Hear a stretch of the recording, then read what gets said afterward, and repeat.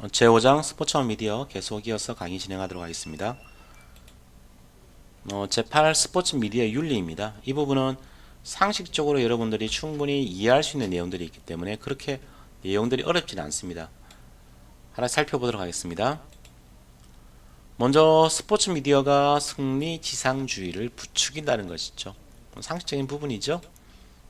다음으로 스포츠 미디어가 스포츠 포퓰리즘을 확대시킨다. 이것도 그냥 상식적으로 생각해 보실 수 있는 부분이고요. 지문이 나온다 해도 이렇게 그냥 기본적으로 조금 생각해 보시면 풀 수 있는 내용들이라 풀 수 있다는 것이죠. 그래서 스포츠 미디어가 스포츠에 관한 전문성이 모자라 낮은 수준의 보도를 하는 경우 있죠. 옐로우 저널리즘이나 이런 것들하고도 연관되어 있다고 볼 수 있습니다.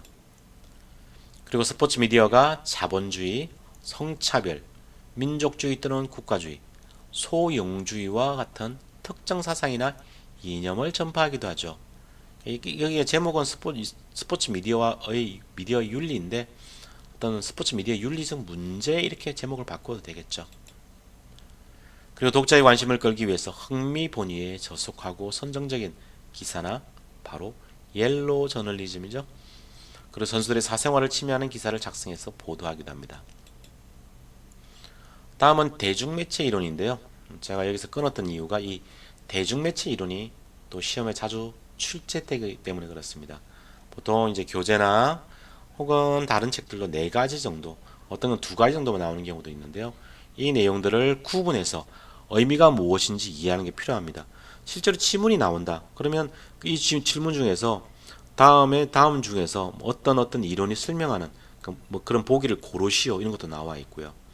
다음에 보기 중에서 어떤 뭐 다른 내용이 섞여 있는 대중매체 이론은 이럴 수도 있고요. 다양한 형태로 나올 수 있기 때문에 이 대중매체 이론을 구분해서 저는 5가지를 제시했는데 그걸 구분해서 이해하시는 게 필요합니다. 첫 번째가 개인차 이론입니다. 즉 소비자가 개인의 독특한 심리적 욕구의 만족을 위해 미디어를 이용한다고 가정하고 있습니다. 중요한 것은 여기서 개인차에서 differences, 즉 차이란 용어를 갖다가 여기에다 방점을 찍을 필요성이 있죠. 대중들은 능동적 수용자로서 심적 욕구를 만족하기 위해 매스 미디어를 활용하는 것입니다. 자, 지금 문장들을 제가 읽어드리고 있는데 키워드가 뭔지를 한번 생각해 보셔야 됩니다. 즉 미디어를 통해서 해결 가능한 욕구가 있죠. 여기서 나온 이론들인데요. 인지적 욕구, 정의적 욕구, 도피적 욕구, 통합적 욕구 이런 내용들이 포함되어 있습니다. 인지적 욕구라는 것은 이 용어들이 실제 나오면 무슨 뜻인지 모르는 경우들이 많이 있거든요. 여기 지자가 있죠. 말 그대로 어떤 지적 욕구라고 볼 수 있습니다. 정보라든지 뭐 그런 것들이 관련된 것이 바로 인지적 욕구이고요. 다음은 정의적 욕구가 있습니다. 정자가 나왔죠. 이게 뭐 여러분 초코파이 정 아시죠? 정의란 무엇인가 할 때 그 정인데요. 이 감정적인 부분들 있죠. 이런 것들을 이야기하고요. 또 하나는 도피적 욕구입니다. 말 그대로 우리가 살고 있는 이 세상에서 벗어나고 싶을 때가 많으시죠. 뭐 스트레스나 이런 것 때문에, 상황 때문에 그 도피하고 싶은 그런 욕구를 얘기하고요. 그리고 통합적 욕구, 뭐 예를 들어서 남들과 같이 지내고 싶다든지 뭐 이런 것들을 얘기한다고 할 수 있습니다. 중요한 것은 이 네 가지 욕구 자체를 구분할 수 있느냐 없느냐가 중요합니다.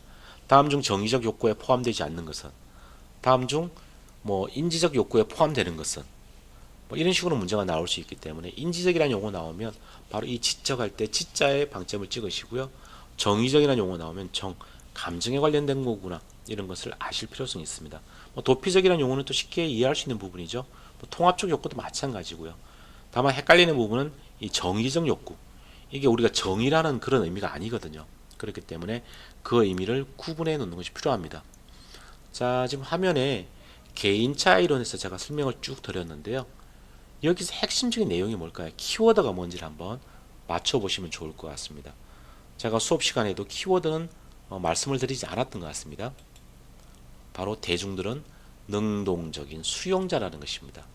뒤에 있는 나와 있는 이론들이 보면 좀 능동적이지 않고 수동적이라는 의미를 담고 있는데 이 개인차 이론은 말 그대로 대중들은 능동적으로 이런 것들을 수용한다는 의미를 담고 있거든요. 그 키워드를 이해하시는 게 필요합니다. 다음은 사회 범주 이론입니다. 이 범주란 용어 나오죠. 이거 우리 흔히 카테고리 뭐 이렇게 얘기하죠. 이렇게 카테고리를 나눈다고 얘기할 때 그 카테고리를 얘기하는데요.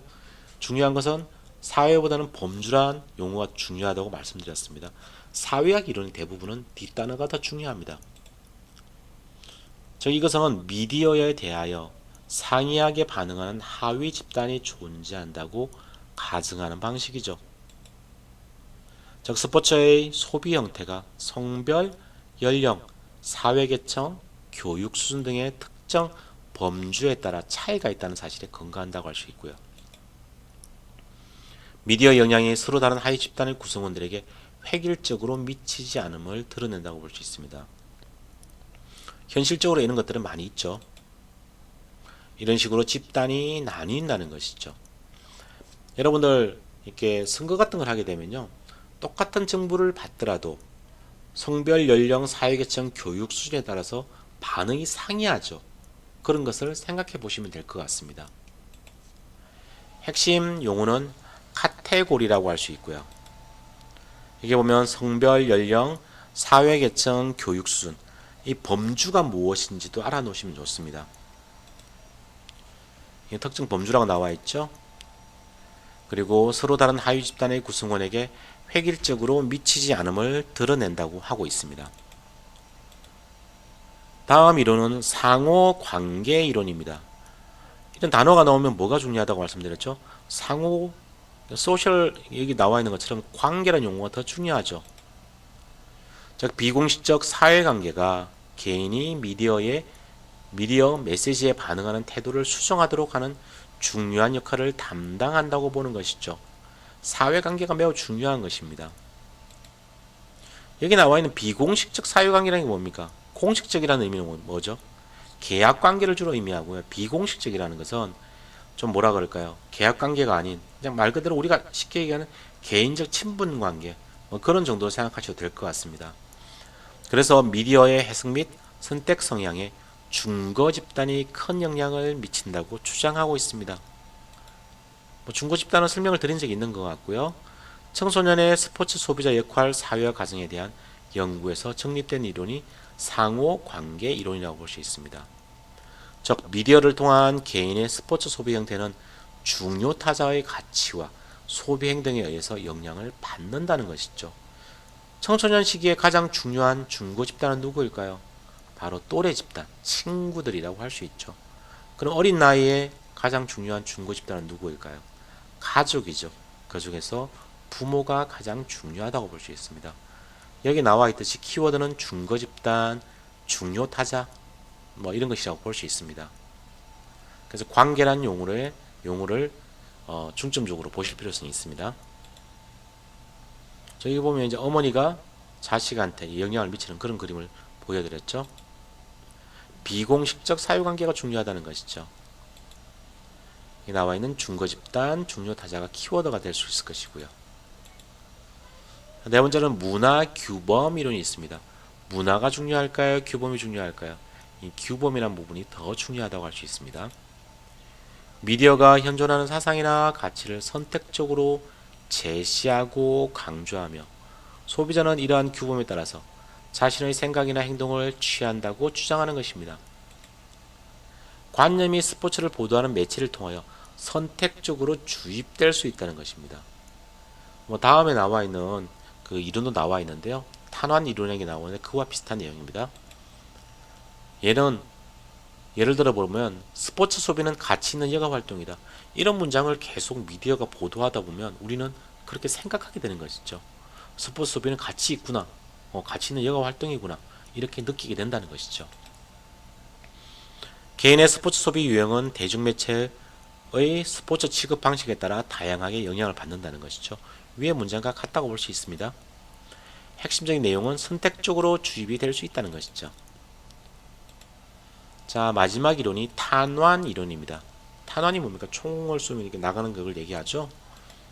무슨 말이냐면 슈람이 제창했는데요. 매스미디어 효과에 관한 최초의 이론이라고 볼 수 있습니다.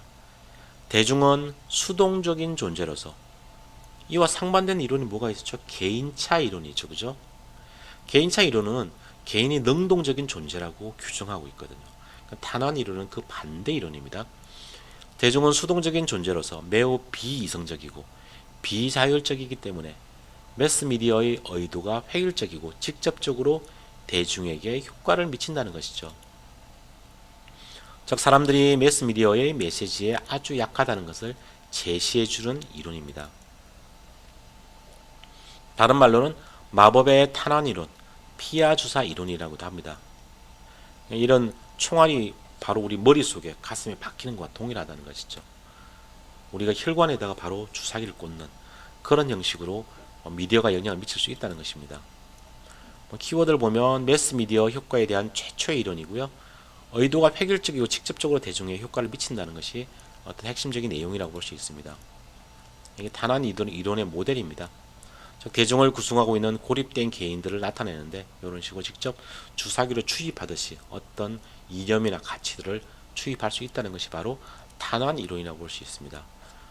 이러한 5가지 이론은 여러분들이 구분해서 이해를 하시는 것이 필요합니다. 하나하나 이렇게 놓고 보면 그 이해가 어렵거든요. 이럴 때는 한꺼번에 개인차 이론이 뭔지, 규범 이론이 무엇인지 이런 식으로 함께 묶어서 암기하시는 게 필요합니다. 이상으로 5장 스포츠와 미디어 내용은 끝내도록 하고요. 여러분도 궁금하신 부분들이 동영상으로 제가 올려드리니까 반복해서 청취하시는 게 필요할 것 같습니다. 스포츠와 미디어에서 중요한 것은 마샬 맥루한이 얘기했던 한 미디어와 쿨 미디어를 구분하는 문제, 그리고 미디어 이론들 있죠. 5가지. 그 내용들을 아시는 게 필요합니다. 물론 그게 더해서 저널리즘 있죠. 또 옐로우 저널리즘부터 해서 하이퍼 저널리즘까지 다양한 구분들이 있는데 이런 내용들을 구분할 수 있는 문제. 즉 한 미디어와 쿨 미디어를 구분하고 옐로우 저널리즘이나 혹은 블랙 저널리즘 이런 것들을 구분할 수 있는 능력, 그리고 이런 미디어 이론들 5가지를 구분할 수 있는 그런 능력들만 갖추시면 이번 장은 웬만한 문제가 나와도 응용해서 풀 수 있는 그런 챕터가 된다고 할 수 있습니다. 강의 듣는다고 고생 많으셨습니다. 다음 챕터에서 뵙도록 하겠습니다. 감사합니다.